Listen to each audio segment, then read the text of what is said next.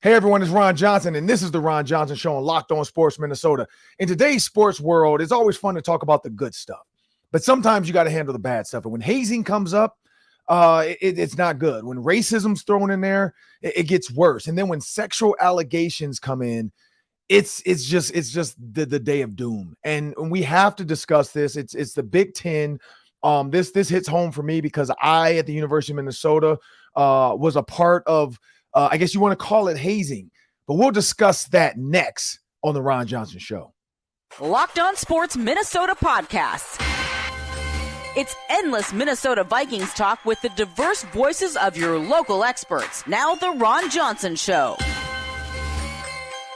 On the field, in the broadcast booth, Ron Johnson is Minnesota sports. He's played with them, hung out with them, and grown up with all the big names in Minnesota sports. They're hanging out with Ron Johnson. It's the Ron Johnson Show on the Locked On Sports Minnesota podcast. And it starts now.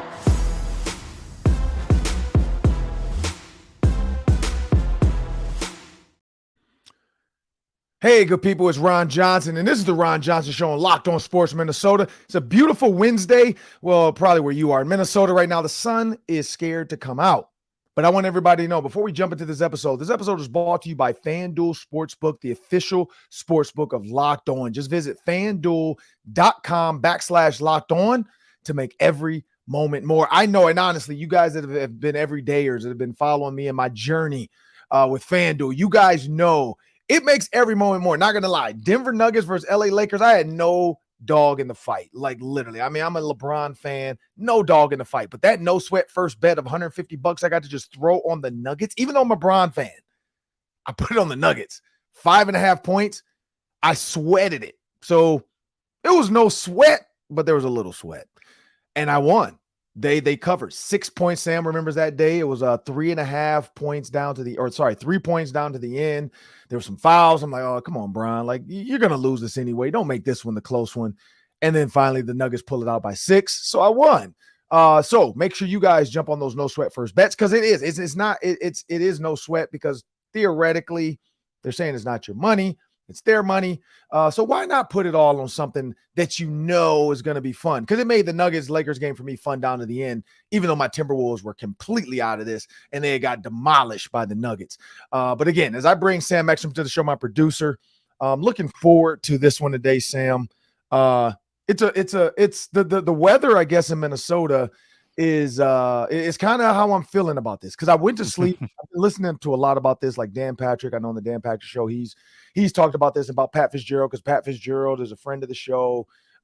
He's reached out to Pat to come on and tell his side of the story. He doesn't want to do it. And I get that, because I reached out to Lindsay Whalen, Sam knows, and she said, not right now. Let's talk in the fall or the winter. So I said, I get it. You got a lot going on. Let's talk in fall and winter. And so hopefully we can get Lindsay Whalen on at some point, because she's not dealing with anything close to this, but it still is coaching drama. But for Pat Fitzgerald, here's where I go with this, Sam. At the University of Minnesota, on this Wisdom Wednesday, we're going to call it, I want to give some wisdom to the people and mainly the athletes. At the University of Minnesota, I was a part of hazing. And it had happened years before I got there, and not to this extent. I mean, like, before I got there, Coach Mason kind of told us the story after our incident happened. I'll explain it. But some guys got their hair shaved like cows grazing in Aliens. So they had like patches of hair. And so the freshmen were just wearing helmets. And then I think Lou Holtz, this is the story. Lou Holtz shows up. So this is before me, though. But Lou Holtz shows up. It might have been the class before me, as a matter of fact. I think it was the 97 class, freshman. Lou Holtz shows up to speak to the team. And, of course, everybody's down on one knee. And, they're like, hey, helmets off. Well, my hair has just gotten destroyed. Not me, but these freshmen. And so they don't want to take their helmets off, because they're like, man, I look like a cow. Where an alien is great, because the vets, like, shaved their hair and, like, left patches of hair as a joke, as a hazing joke. And, again, that's not bad. You can go just shave your head bald, like, literally. And a couple of guys did. They just shaved their heads bald, like, screw this. I'm not going to practice with my hair like this. Some freshmen were like, look, I don't want to deal with this anymore. I'm going to wear this cow haircut they did and let them laugh at me for a day, and then I'm done. When Lou Holtz shows up, helmets come off. I think I don't know the exact words, because, again, I'm old now. That was 20-something years ago, 23 years ago, to be exact. I'm old. No, shoot, more than that, 24, 25 years ago when I heard this story. And they said Lou Holtz looked at everybody like, what happened? What is going on? What happened? And so Glenn Mason was mortified. He was like, oh my God, come on, guys. Like, what are we doing here? And so after that, he kind of said, hey, look, no more hazing. So then fast forward to my freshman year. We're in the dorms. And I think Tyrone Carter stole my roommate's key because they both were from Florida, Miami.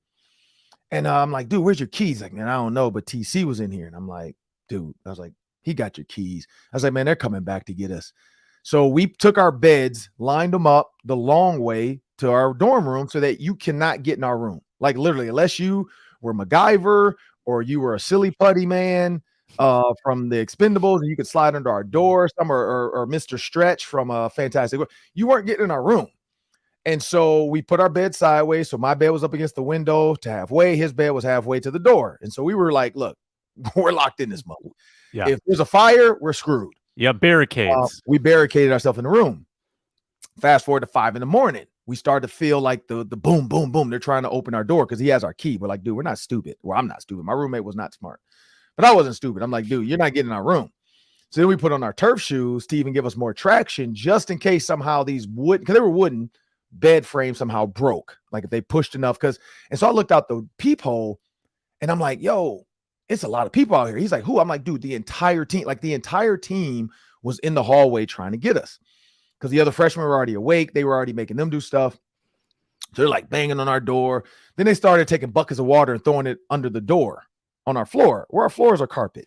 Mm-hmm. One, you're not going to drown us. So I don't know what you're going to do, but throw buckets of water under our door. Two, like, we don't care. We're not coming out because you're throwing water on our carpet. Like we were laughing. Like, what are y'all trying to do? Drown us? Like, man, go ahead on. Like, y'all aren't getting in here. So move on. So they moved on. So we look out the window. Freshmen are out there and they're like spandex shorts, no shirts, no socks, no shoes. And they're doing the flying fish drill. For those who don't know it, it's like the first person jumps, next person rolls, next person jumps. And they're doing that drill, but they're doing it like in the mud and they're throwing water on them and they're chanting stuff at them with lights. I was like, I'm not going out there for this. I'm not going out there for this. I don't care. Like, y'all can do whatever y'all want to me. Like, I'm not going out there. Like, y'all can say whatever y'all want when y'all see me, but it ain't about to be like this. So then they came back and they weren't happy that we weren't out there. So they tried to get us. Eventually, Mitch Browning, I think, was our coach. He called everybody, screamed and yelled, hey, what the, everybody took off running. Mason had a 6 a.m. meeting. So like 30 minutes later, Mason like, everybody to the facility. 6 a.m. we get there. And Glenn Mason like goes up to some of the seniors that were caught. And he's like, what? And I'll never forget Ryan Keller. Ryan Keller was like ward number 1. So you're supposed to be sweet if you wear one. I don't know why he had it. Everybody's like, man, he ruined number 1. He's like a transfer quarterback from Kentucky. They changed the receiver. He didn't really play receiver. And literally Glenn Mason looked him in the face and was like, what are you doing? Like, you don't have the right to haze these freshmen. One, because me and Jermaine Mays were going to start. Like, we were already kind of slated to start alongside Luke Leverson. And so he was like, basically like these two are starters and you're not even playing. What right do you have to hazy? You've done nothing. And he was a transfer. You haven't even done anything for this program. You can't even be considered a veteran. You're a rookie. What are you doing? What are you doing? Like, and then Tyrone Carter, he goes to Tyrone Carter, stone face. Mason's like yelling at him, blah, blah. On that day, they stopped the hazing. And so that's my wisdom. One, hazing doesn't really bring the team together unless it's like something fun. And I'm going to fast forward to what we did my senior year. Unless it's something fun where everybody's kind of involved, where everybody has a chance. It's not just a bunch of seniors beating up on freshmen. You look at Glenn Mason, he put a stop to it. Now, not to say Pat Fitzgerald knew about this. I'm not going there. But what I'm saying is Glenn Mason's coaches were aware. He put a stop to it in front of the entire team, and it never happened again. Like it, and it wasn't like anything sexual. It wasn't anything demeaning. Yeah, they made him wake up and go outside, but it wasn't crazy. Like the stuff I'm hearing about Northwestern to me sounds crazy.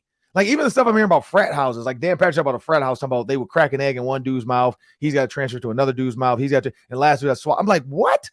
Heck no. Like, I'm not a germaphobe, but I'm not eating a raw egg, and I'm not putting a raw egg from your mouth into my, like, bruh, I will not be in a fraternity if that's what I got to do to get in your fraternity. Like, no, not happening. And so my wisdom to this, man, is players, like, hazing doesn't really bring the team together like you think. Like, it makes the veterans have fun and they love it, but some of the freshmen are demeaned, they're belittled, they want to quit, they don't feel like they're part of the team. And I think that's what Glenn Mason was trying to get out of this is like, you guys aren't helping the team by doing this to these guys. And so my year, we weren't going to haze the guys. We weren't going to do it because we hadn't done it in 3 years since I had been there. I had never seen it happen again. Mm-hmm. But our freshman group hazed us. Like, I don't know if they were like trying to have fun or what. They took signs because it was an election year, I think, which would have been like 2002 or 2001. I don't know. It was like, yeah, because 2001 would have been leading up to the 2002 election, maybe, right? Or no? Well, so the George Bush, Al Gore drama happened in 2000, I think. So 2000. So there was like signs on lawns for different candidates in 2000. And so these dudes took the signs off every frat row and put them in Tellus Redmond's truck, our running back. So the back of his pickup truck was like littered with signs from the elections from all the like congressmen in Minnesota. You know, it's like those city state ones. So it's like so Tellus gets to his car and he looks like he's working for the government. Like he looks like he's about to go put these on lawns. So we're like, man, who the heck did this to Tellus? Then they like did something to his windshield. They poured stuff over his windows. And we're like, what are y'all doing? So on the way home, we're driving. We had water guns. So we start spraying them on the way back to their dorms. They came back. They got water balloons and started getting us. So eventually we took one of their guys, kind of kidnapped him, locked him into the bathroom. We didn't do nothing to him. We just locked him in the bathroom. It was like, dude, you're out of this fight. We're going to get the rest of your guys. Well, I don't know if he panicked, but this dude broke out the room, went running down the street barefoot. That's the only thing our coaches saw was like one of our players running down the street barefoot. And they're like, what is he doing? He was running from being locked in the bathroom for like, I don't know, 30 minutes. I don't know how long we locked him in there. But that was like the only thing we did. But it was started by the freshmen. And in that moment, everybody was laughing, having fun, throwing water balloons. Like it was like a water balloon fight, water fight between, like the only thing we kind of said was like, dude, don't touch people's cars. Cause we were telling the freshmen that like, yo, these is real cars, man. Like don't do anything that'll scratch up, break somebody's window or whatever. Cause then it's going to get serious.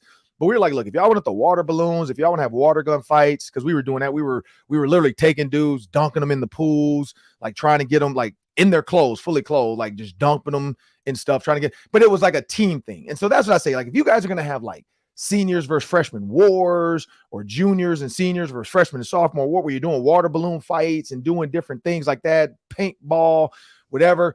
That's team bonding. That's having fun. But just like making dudes do sexual type of things to each other because they're freshmen, because one of the Northwestern dudes said, like watching your teammate get ran, that's scarring. And I'm like, whether this is right or wrong, real or wrong, or right or real, or, halfway made up, at the end of the day, Northwestern has to deal with this. Pat Fitzgerald's been fired. He's fighting. I don't know if he's fighting. And this is the thing, Sam, and this is where I go with this too. I don't know if he's fighting for his job back or just the money, because he was only 2 years into a $57 million deal. So I think they owe him like $42 million or $44 million. So I don't know if he's fighting for his job or just the money, because he was fired with cause, which means if they fire him without cause, they don't owe him money. If they fire him with cause, I'm guessing there's a clause in his contract that says, we don't owe you nothing else. Like, you were fired for a reason, a real reason. 1-11. And your team is sexually assaulting each other. So that's where I go with that, because a lot of people, like I said this before, then I heard Dan Patrick re-say it, but I said it. You remember that on Monday. I said, somebody knows. Like the assistant coaches knew, somebody knew, just like the Joe Paterno situation, just like when I say like Joker Phillips knew more about us than Glenn Mason. There has to be an assistant coach that knew about some of this stuff, because a lot of players trust their assistant coaches where maybe the head coach didn't know for sure, because the assistants don't go to the head coach. Pat Fitzgerald doesn't seem like an easygoing guy either. So I don't feel like he's a guy that would go along with that kind of crap. Like, he seems like a military type guy to me. So anyway, man, the long answer to this is, one, don't do it, players. Like, don't haze each other, man. Like it doesn't do anything for you. But two, Sam, do you think he's fighting really for his job? Because why would you want to come back to this? Like, even after this is all said and done, why would you want to come back? Or do you think he's fighting for the money?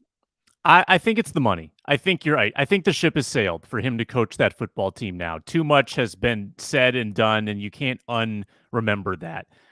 It would also just be a really cowardly look if Northwestern decided to fire him and then backpedaled and allowed him to stay in that job.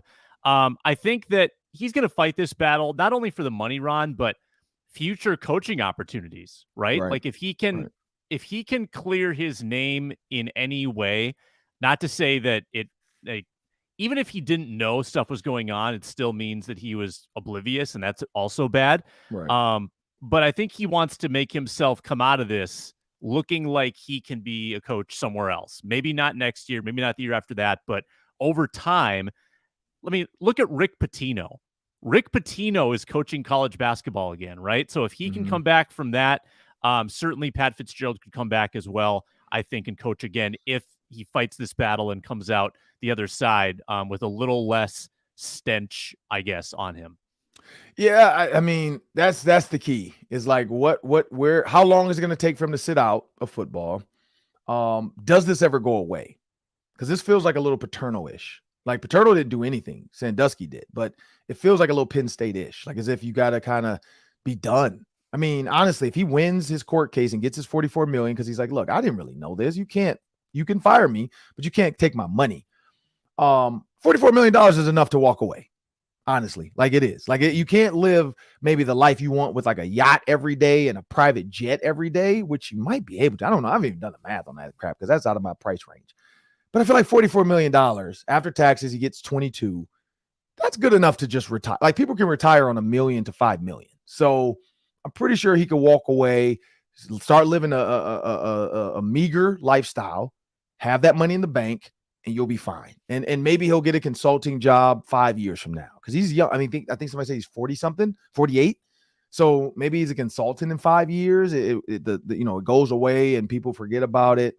Also, man, and we know this in coaching, it's a fraternity. So there's going to be somebody maybe that helps him out in year 2 of this, Also, there might be a thing though, because I have heard this too. If you do get your money after you're fired, because Glenn Mason talked about that when he came on our show, if you take another job, you don't get the money because the contract is based off you are not going to work for the, span of this contract. So we'll pay you, but you can't get another job. And I think Glenn Mason said that when we had him on, because he talked about that with the Gophers, that they basically paid him to sit at home because he's like, look, I could have went. I think I forgot what school he said he could have went to. He's like, I could have went to this school and got a job there. I could have went here, but I was like, you know what?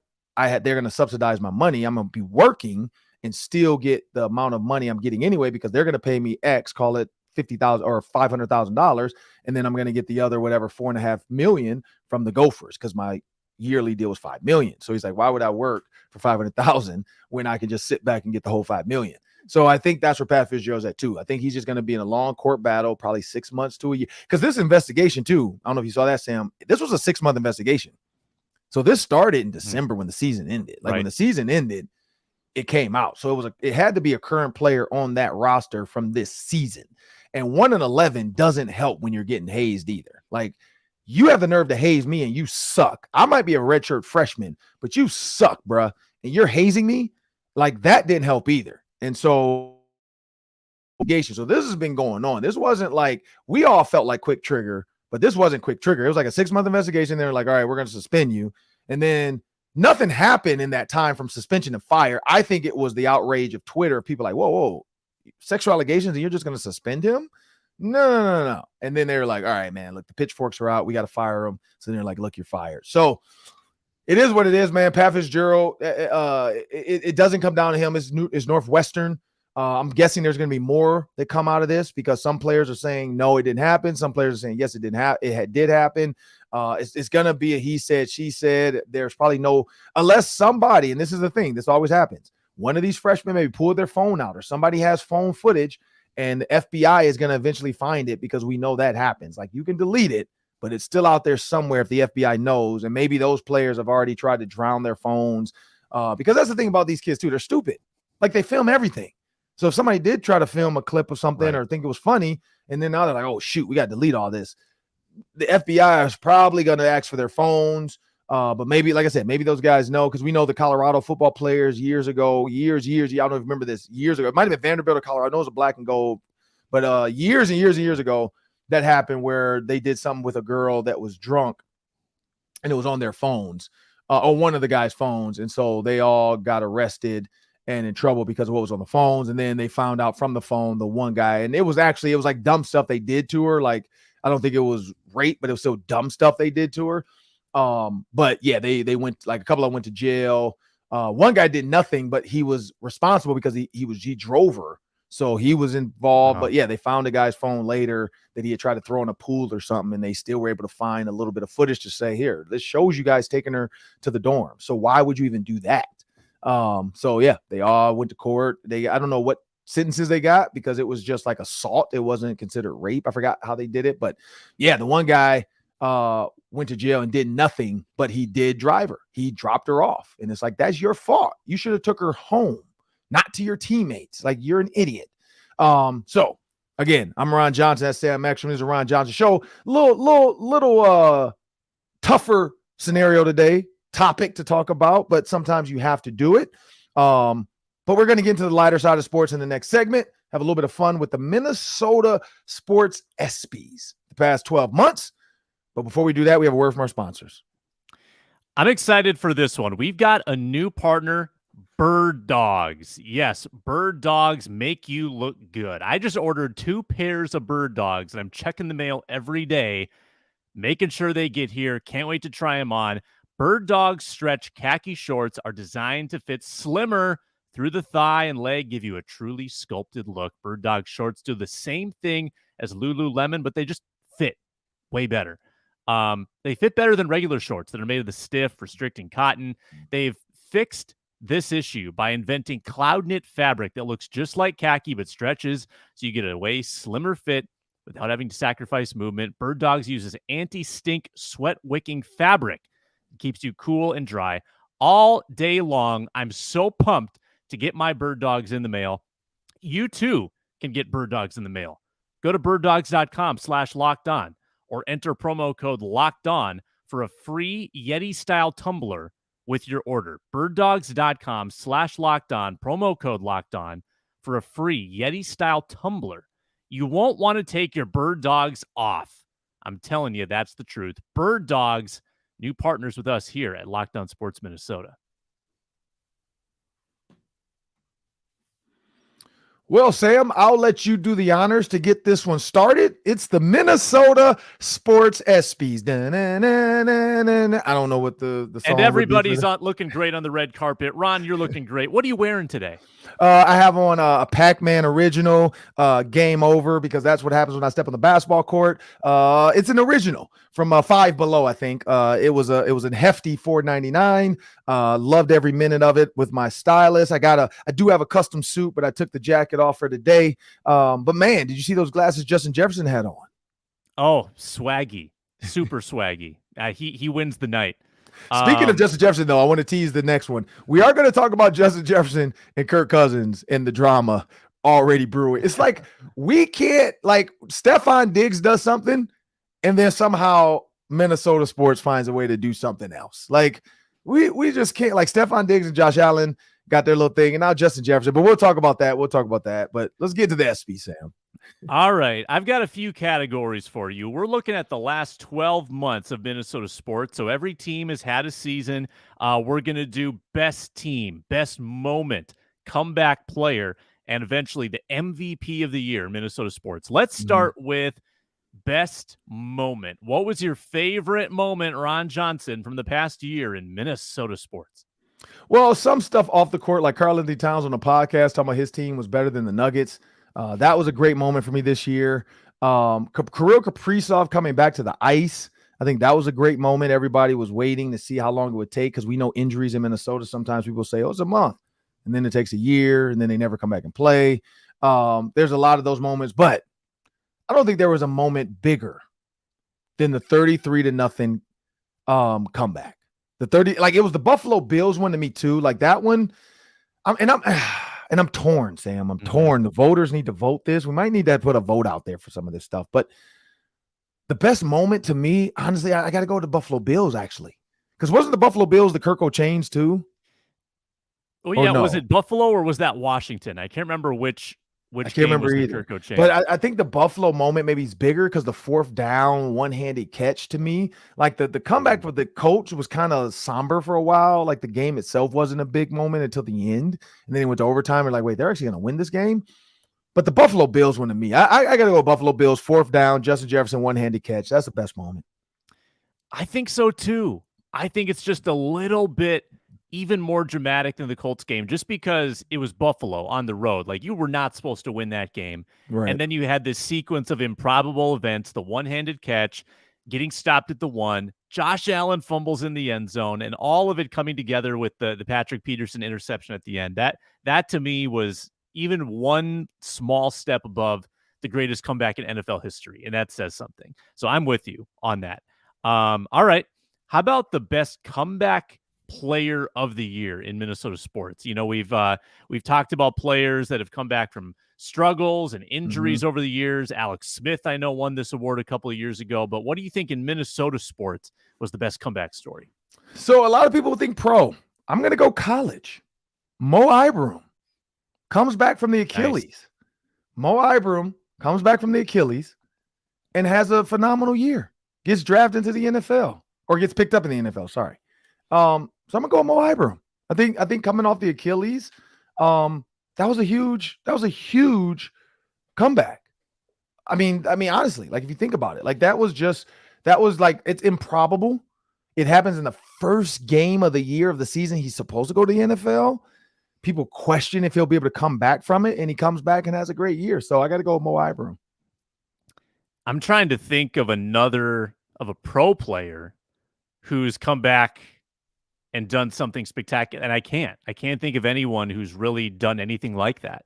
I mean, think that's the right Hunter. Answer. Well, could we consider Daniil in that? But like, was his year spectacular? A little bit. I don't really feel like his year was spectacular. I feel like it was good. I feel like him and za'darius together made it fun. But yeah, no, I like Mo a lot. Mo. Yeah. Mo for me, that was the one. Like I was debating this one because I'm like, man, Kirill Kaprizov was hurt, I guess, a little bit, but was he really hurt last year? No, not really.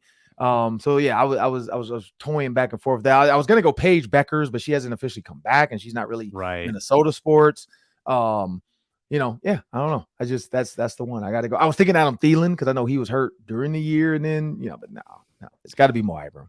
I think that's the right answer. All right. What was the best team in Minnesota sports in this past year? And again, you can look to college if you want. We didn't have a lot of playoff success in the past year, but we had some fun teams. Man. Yeah, so of course the easy answer is the Vikings because the 13 wins. Mm-hmm.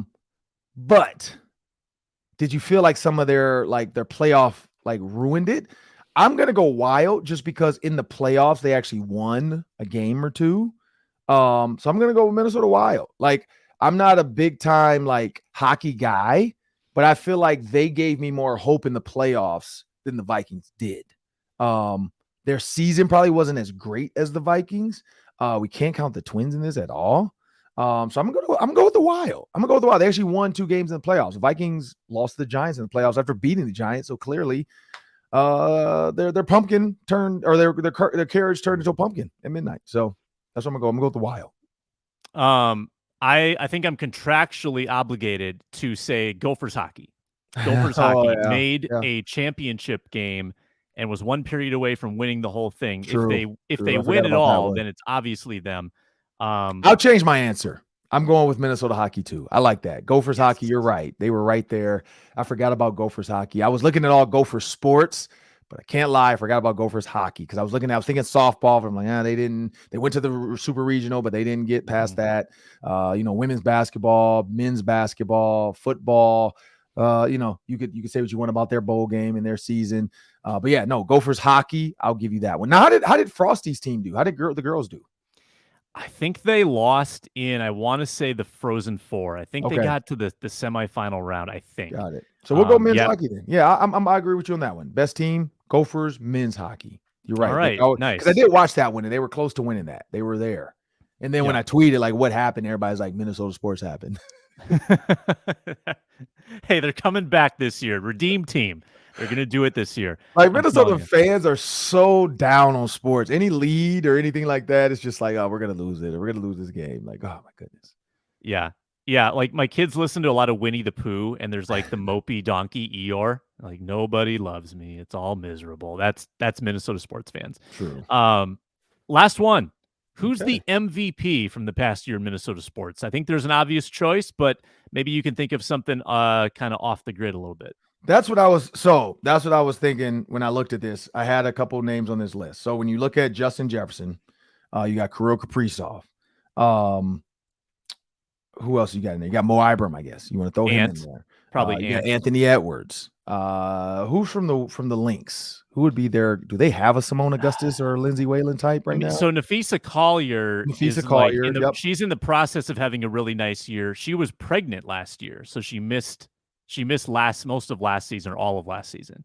Yeah, I mean, so you got men's hockey with the dude that went to the NHL. What's his name? Player. Matthew Nyes. Yeah. So you got him. Gophers softball. You got Autumn Peace, who was on our show, Big Ten pitcher of the year. So she's up there. She's in the pros now, pitching for the Texas Smoke. I've been watching some of her stuff. So we got that there.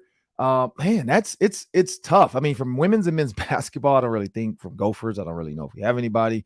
Twins, I guess. Could you go Carlos Correa? You throw him in there. He's been a disappointment. I don't think but this is 12 months. So I guess it'd be half of this season, half of last season. Last season, he kind of ended pretty decent, right? Larissa Rise. Can we say Larissa Rise? He was here for 6 months. Can we steal his accomplishments from Miami? Because then maybe it'd be him. But you know what? You got Kirk Cousins. Let's not forget about Curtis Cousins. He was solid. He was up for NFL honors too at one point. I'm going to go with Justin Jefferson, though, Sam. I think Justin Jefferson stole the show, almost 2,000 yards, was breaking records after records, the youngest to do it before this, the youngest to do it before this. That's all we kept hearing, the youngest to do it before this, the youngest to do it before this. So Justin Jefferson, he's a national treasure. He's an international treasure. Everybody knows the gritty. I got to go with this year's MVP, Justin Jefferson. I don't know. And that concludes today's Minnesota Sports SB. Thanks for watching. So you did have another one in there that we could throw in there last minute real quick. Mm-hmm. Minnesota Sports Coach of the Year. Oh, good one. Yeah. Who would be our Coach of the Year?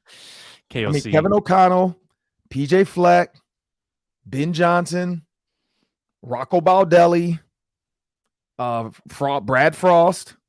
I mean, you got Piper Ritter with the Gophers. Gophers baseball, they have done nothing. I've realized after watching softball and then going to watch, looking at baseball, they're terrible. So I can't put them in anything right now. Gophers men's hockey with, what's his name? Motzko. Bob Motzko. We got, what's her name? Cheryl Reeves. I don't know. Who we had Lindsay Whalen, so I guess she would have been in this 12 months. Who would you say is Coach of the Year? Yeah, I think it's KOC. Coming in first year, winning 13 games, probably doing a lot with a bad defense on the offensive side of the ball. I think that even though they lost in the playoffs, I think it's KOC. Not the coach, not Finch, not the French connection with the Twin Towers and the Triple Towers now. And I mean, no one. You could go Motzko just by virtue of them making the championship, but also, that team is stacked too. I mean, they've got everything. That's part of coaching, though. You got to recruit a stacked team. Yeah. KOC needs to recruit some free agents. PJ Fleck's got to get some more recruits in. I'm going to go with the guy that made the championship. I'm going to go Bob Motzko. He's my Coach of the Year. Bob Motzko for me, and Sam, you're taking KOC. So that will do it for the Minnesota ESPYs. Coming up next, we got the Daily 3. That's 3 questions.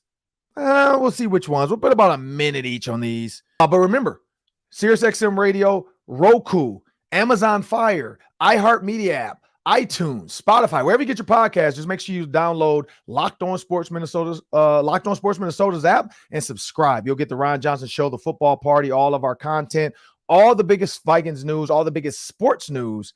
And also, you can follow us on YouTube. Just hit the follow button with your email address, and then you'll get all of our videos as well. But we have a word from our sponsors. We're also brought to you today by FanDuel Sportsbook. Baseball is coming back later this week after that All-Star game, and you can get in the action with a new promotion. Get 10 times your first bet amount in bonus bets up to $200. Bet 20, get 200, whether you win or lose. That's a great way to get your journey started at FanDuel. The FanDuel Sportsbook app is safe, secure, and so easy to use, they pay you instantly when you win. So you can go to FanDuel.com/lockedon. FanDuel.com/lockedon. Get up to $200 back in bonus bets, Ron Johnson. It's a great deal. All you have to do is put down 20. FanDuel.com/lockedon. Check it out today and get started. FanDuel is an official partner of Major League Baseball. Well, now it's time for the Daily 3. That's 3 questions. Spend about a minute each on these. Take it away, Sam. All right. We teased this earlier. Justin Jefferson was asked his top 5 quarterbacks, and he didn't include Kirk Cousins. Is that a big deal or no big deal? Well, if you look at the list, Sam, of those 5, it was Joe Burrow, Josh Allen, Aaron Rodgers, which that one to me was weird, the Aaron Rodgers one. But again, Justin Jefferson grew up when Aaron Rodgers was great. And so I still see Aaron Rodgers as great as well because he's in my era too. Like, man, this dude's been good for a long time. Maybe with the Jets, a resurgence of a year. But he had Aaron Rodgers too.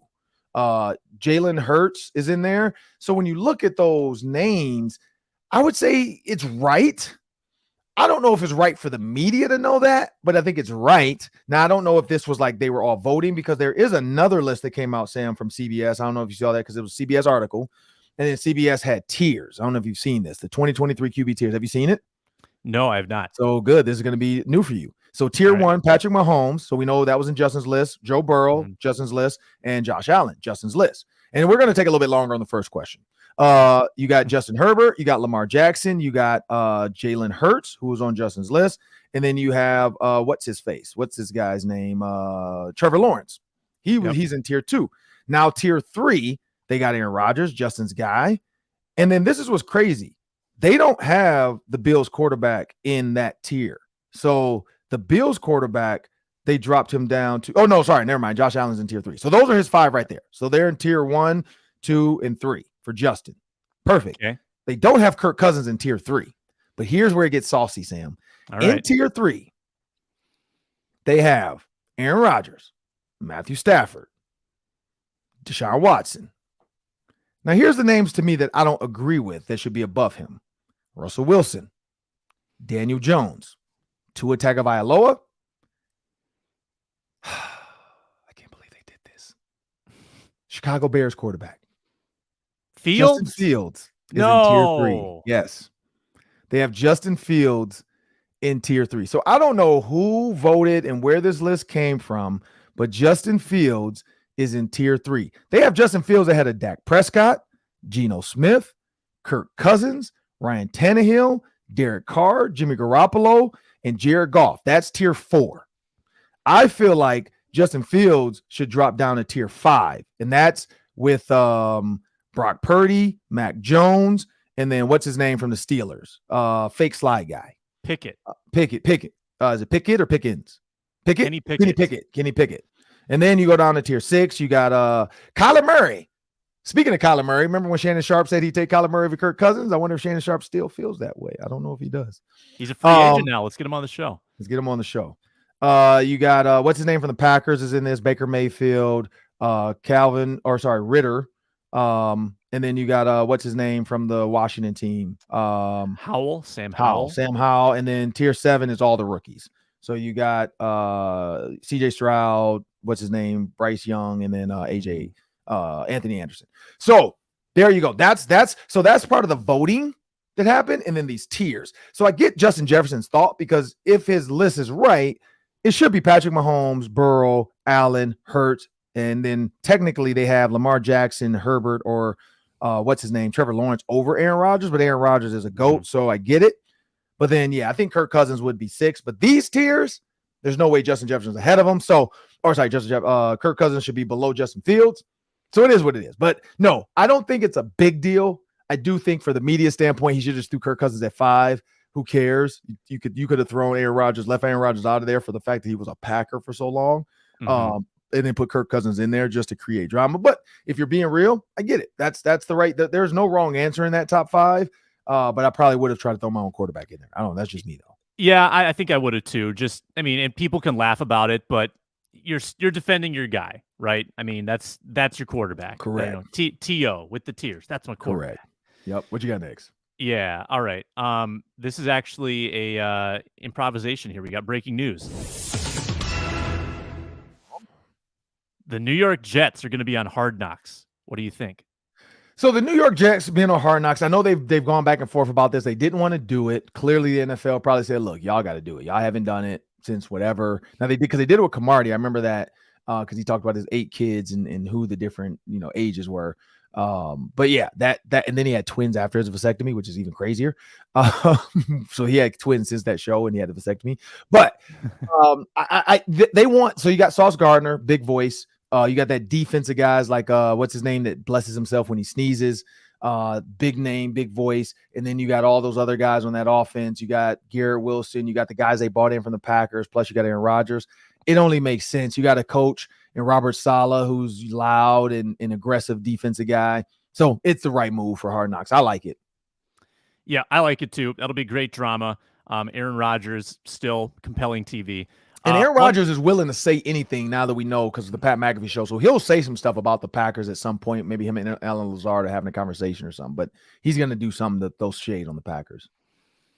All right. Well, I'm going to save the Wolves question maybe for Roundtable. That'd be a good Roundtable talker on Friday. But I'm going to ask you this in closing. Boomer Esiason on a radio show revealed that, according to a source, Dalvin Cook was offered $7 million by the Vikings.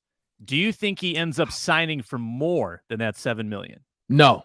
It feels like Everson Griffin. So think about Everson Griffin. He was offered whatever it was that year, like $5.94 million or something, or $6.94 million from the Vikings. He didn't want it because he wanted a deal. They didn't want to offer him a deal. They just said, hey, sign for this. And then he went on to the Cowboys for the same money, if not less. Regretted it. Ended up with the Lions for less. And then came back to the Vikings and he said, man, the grass isn't always greener. It's one of those things, man, when the person you're with, so this is in business. I deal with this all the time. The person you're currently working with, if they don't offer you exactly what you want, when you want it, you're willing to take less from somebody else because they're new and because you just wanted to move on and you didn't get what you wanted from the person you wanted it from. I've seen this numerous times. I've seen people leave and not do business with me because I didn't bend over backwards and do exactly what they thought I should do. And then they go to somebody else and they're not happy with the final number or final look, but they have to stick it out because they've already made it a bigger deal than it should have been. And that's what I think Dalvin Cook said. He didn't want the $7 million. They didn't want to pay him whatever it was, the 12 or 13. And so the Vikings are like, look, if you don't want 7, man, we can't pay you more than that. And we are just going to have to deal with the season with. So I do feel like that might be a little truth to that because I can see the Vikings saying we don't want to move on, but we can't do it financially and still sign the guys we need to sign. So it feels like an Everton Griffin moment. It feels like Dalvin Cook's going to go somewhere, get less money, and then look back and be like, man, I should have just took that Vikings deal and then gotten a payday right after that season because he's going to do more here than he will somewhere else because now he's going to have to find a home for less money, and then who knows how that works out. But that's just me. I don't know. What are your thoughts? It's taken a long time for him to land. So something tells me that he's not getting what he wants. He put out the $7 million number out there into the world. So now other teams might exceed it and say, oh, well, if he gets $7 million from the Vikings, then we got to go above that. Yeah, it's all a game. It was leaked to Boomer Esiason by his agent probably or somebody. It's all a game. Or maybe a Vikings person leaked it so they didn't seem like they just got rid of Dalvin. Like, look, we offered the man $7 million. Right. And now for other teams, they're like, oh, okay, let's just offer him 7. Because that's all he was going to get anyway. Let's offer him 7 or 6 even. And like he's got to take, because he said, I don't want to play for 4 or 5. He didn't say 6 or 7. So he said 4 or 5. I don't want to play for $4 or $5 million a year. Yeah, he didn't say 6 or 7 though. So hey, he might play for 6 or 7. We'll see. And then we can come back to this as an evergreen moment on our show and say, look, we called it $6 or $7 million to the Cowboys. Who knows? Zeke Elliott too. He still doesn't have a team. So I'm pretty sure he's going to have to take less. Like a lot of these running backs, man, they're learning. This game is changing as of now, just like big men in the NBA. It's changing. It's going to a guards league. But hey, if you want endless Vikings talk with local experts, make sure you subscribe to Locked On Sports Minnesota on YouTube, where you can find all of our videos, all of our shows, instant podcasts after every single game. And it's coming. It's coming, people. I got my schedule yesterday. I had a meeting yesterday with the Vikings and with the TV networks. I found out the Amazon Prime game. I can't say what's going to happen or where's, but I did find out about that Thursday night game and what we're doing. So it's going to be a fun Eagles game, win or lose. But everybody, make sure you subscribe, because after every game, we're going to have some cool stuff after the games. Also, Amazon Fire, Roku, wherever you get your podcast, you can get it to iTunes, iHeartMedia. You can download Locked On Sports Minnesota and see me and Sam every day. Well, at least Monday through Wednesday. And then I'm on the Thursday show and then the Friday roundtable. But that'll do it for us today. Have a great one, people.